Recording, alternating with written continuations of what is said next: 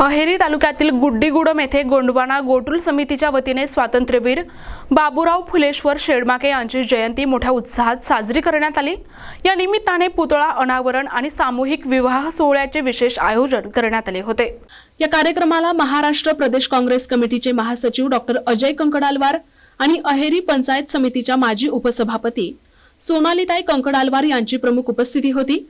कंकडालवार दाम्पत्याचे ढोल ताशांच्या गजरात आणि आदिवासी पारंपरिक नृत्याने जंगी स्वागत करण्यात आले। डॉक्टर अजय कंकडालवार यांच्या हस्ते 1857च्या स्वातंत्र्य लढ्यातील क्रांतिकारक शहीद वीर बापू शेडमाके यांच्या पुतळ्याचे अनावरण करण्यात आले।